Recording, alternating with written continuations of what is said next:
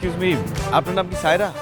আমার নাম সায়রা নাকি টায়রা সেটা জেনে আপনার লাভ কি? না, আপনি কোনো রাইডার কল করেছেন? হ্যাঁ করেছিলাম তো। আমি তো সেই রাইডার। আরে তো আপনার বাইক কোথায়? এই তো আমার বাইক। ও আপনি রাইডার?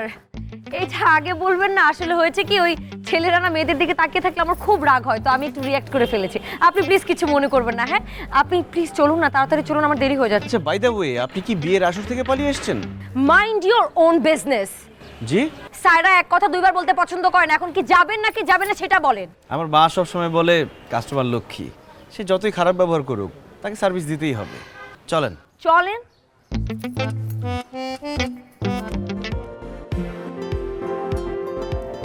কত হয়েছে আপনার?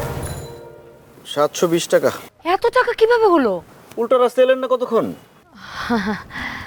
ভাইয়া হয়েছে কি, আমি তো বাসা থেকে পালিয়ে এসেছি, আমি না টাকা আনতে ভুলে গেছি। আপনি আমাকে একটু টাইম দেন, আমি ভেতরে ওর সাথে কথা বলে ওর কাছ থেকে টাকা ম্যানেজ করে আপনাকে এনে দেই। ঠিক আছে। Thank you so much. আচ্ছা শুনুন, হ্যাঁ আপনার টিকলিটা উল্টো হয়ে আছে, সোজা করে নিন। তাই? এবার ঠিক আছে? পারফেক্ট। শুনুন, আপনি কিন্তু কোথাও যাবেন না, আমি জাস্ট গিয়ে টাকাটা নিয়ে আবার চলে আসবো।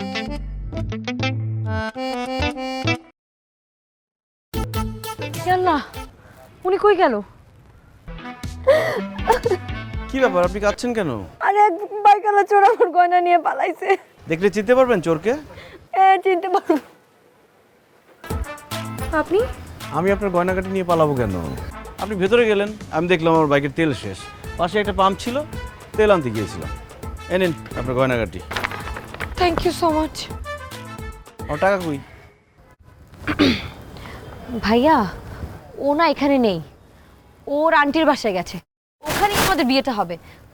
আমাকে এখন ওখানে যেতে হবে। প্রথমে সেগুন বাগিচা, তারপর উত্তরা, এখন আন্টির বাসা। বাহ, খুব ভালো। যান। কিন্তু আমার কাছে তো কোনো টাকা পয়সা নেই, আমি কিভাবে যাব? আপনি আমাকে একটু পৌঁছে দেন না। আপনি টাকা নিয়ে কোনো টেনশন করবেন না, আমি আপনার টাকা আপনাকে ঠিকঠাক দিয়ে দিব। আমি টাকা নিয়ে টেনশন করছি না, টেনশন হচ্ছে আপনাকে নিয়ে। বিয়ের আসর থেকে বউ সেজে পালিয়েছেন, যার জন্য সে নিজেই লাপাত্তা। আরে লাপাত্তা কোথায়, ও তো আন্টির বাসায়, ওখানেই আমাদের বিয়েটা হবে। বিয়ে হলে তো আলহামদুলিল্লাহ। দেখি তো বিয়ে বাড়ি মনে হচ্ছে না। মানে কি? মানে বিয়ে বাড়িতে রং বেরঙের বাতি থাকবে, নাচ গান থাকবে, কিছুই তো নাই এখানে। আপনি দেখতে পাচ্ছেন একটা মেয়ে পালিয়ে বিয়ে করছে, তার বিয়েতে কেন রং বেরঙের বাতি থাকবে? আপনি কি এতটুকু বোঝেন না যে এই ধরনের বিয়েতে এরকম আনন্দ হয় না? আচ্ছা আমাকে দেখতে কেমন লাগছে? ঠিকঠাক লাগছে না? ও, সবই ঠিকঠাক আছে, কিন্তু টিপটা একটু ডান দিকে সরে গেছে। আচ্ছা ঠিক করে দিই। ঠিক করে দিই মানে? ঠিক করে নেন। আচ্ছা আমাকে কি সুশীল সুন্দর ভদ্রমের মতো লাগছে না? আন্টি কি আমাকে দেখে পছন্দ করবে? মুরব্বীরা বলে ভদ্র মেয়েরা বিয়ের আসর থেকে পালায় না।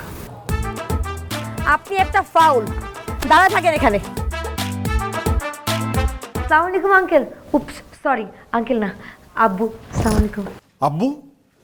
কে তোমার আব্বু? না মানে বিয়ের পরে তো আপনি আমার শ্বশুর আব্বা হবেন, সেজন্য আগে থেকে আব্বু বললাম। বিয়ে? একটা থাপ্পড় দিয়ে তোমার সব কটা দাঁত ফেলে দেবো বিয়াদ্দব মেয়ে।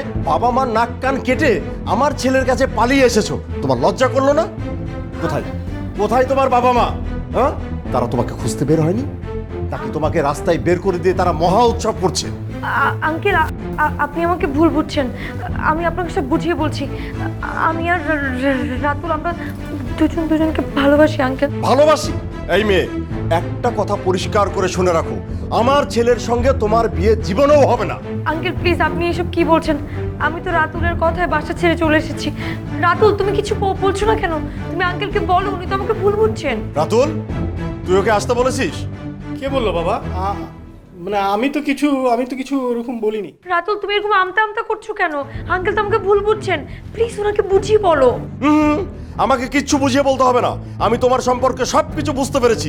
এই মেয়ে, তুমি এক্ষুনি আমার বাসা থেকে বেরিয়ে যাও। আঙ্কেল প্লিজ আমার কথাটা একটু শুনুন আঙ্কেল প্লিজ। এই, তুমি কি কালা? কানে কথা ঢুকছে না? আমার কথা কি তুমি শুনতে পাচ্ছ না? আমি তোমাকে বাসা থেকে বেরিয়ে যেতে বলেছি। বাবা আপনি সবকিছু একটু চুপ! একটা কথা বলবি না ভাই। ভাই আমার সঙ্গে ভাই। আঙ্কেল ভাই, রাতুল প্লিজ আঙ্কেল। সেটাই হবে একদম। এত তাড়াতাড়ি বিয়ে হয়ে গেল? ভাই আপনার লাগ তো অনেক ভালো, এত ভালো একটা মেয়ে পেয়েছেন, সারা দিন আপনাকে গরুর মতো খুঁজছে। আপনি কে? উনি কেউ না। রাতুল প্লিজ, আমি তোমার জন্য সবকিছু রেখে চলে এসেছি, তুমি প্লিজ আমাকে রেখে যেও না প্লিজ।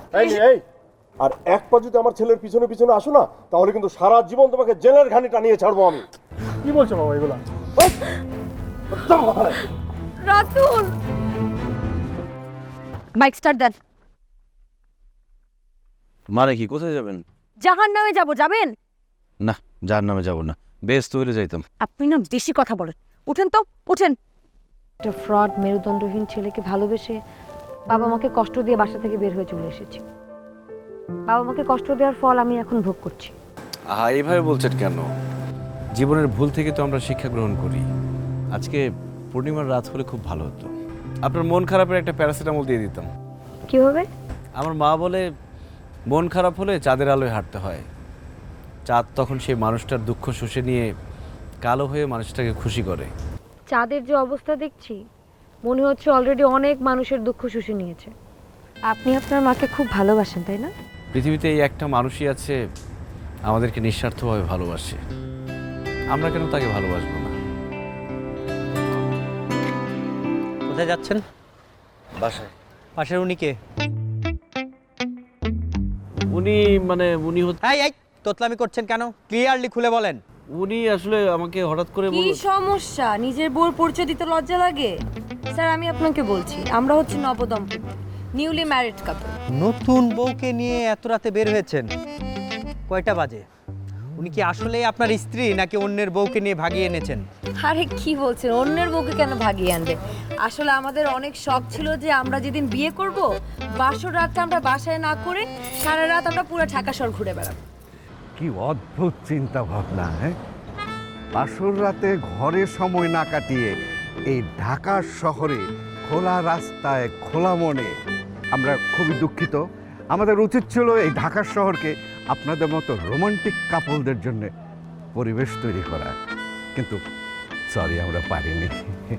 ঢাকা শহরের প্রত্যেকটা পুলিশের মন মানসিকতা যদি আপনার মতো থাকতো, তাহলে আমরা একটু স্বাচ্ছন্দ্যে ঘোরাফেরা করতে পারতাম। সায়রা এত সকালে? সকাল সকাল আপনার ঘুমে ডিস্টার্ব করলাম, তাই না? না না, ঠিক আছে, বলেন।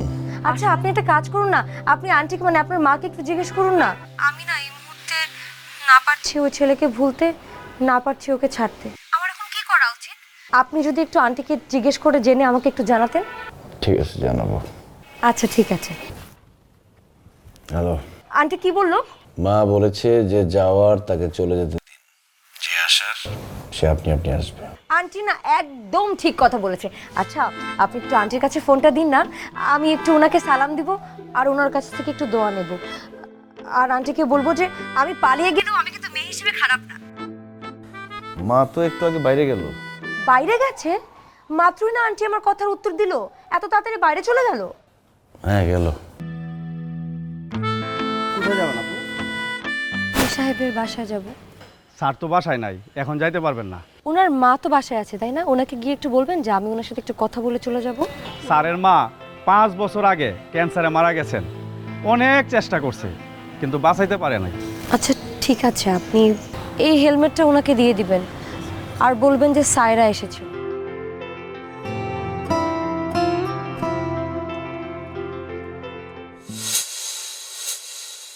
কি ব্যাপার, এরকম করে তাকিয়ে আছেন, মনে হচ্ছে ভূত দেখলেন?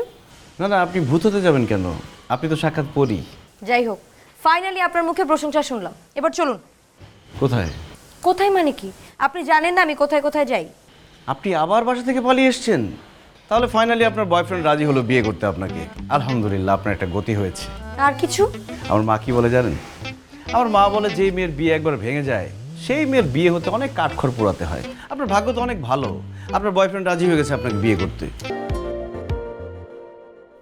কারো বাবা মাই কিন্তু সারা জীবন পৃথিবীতে বেঁচে থাকে না।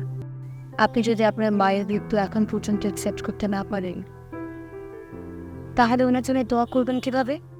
চলুন আমরা সবাই মিলে আন্টির জন্য দোয়া করি। চলুন, আপনাকে একটা জায়গায় নিয়ে যাব। বর্তমানে এটাই হচ্ছে আমার শান্তির জায়গা, এখানে এলে আমার স্বস্তি মিলে। আসসালামু আলাইকুম। ওয়ালাইকুম আসসালাম। তোমার নাম কি? আমার নাম সাইরান। আজিরের পছন্দ আছে মাশাআল্লাহ মাশাআল্লাহ মাশাআল্লাহ। এটা তোমার। এটা আমাকে দিচ্ছেন কেন? নাও, এটাও পড়বে। সব কথা পরে বলো, তুমি আগে এটা পড়ে আসো এগুলো, তারপর সব বলবো তোমাকে। টাকা শেষ হয়ে গেলে আমাকে জানাবেন, আমি পাঠিয়ে দেব। সারপ্রাইজ।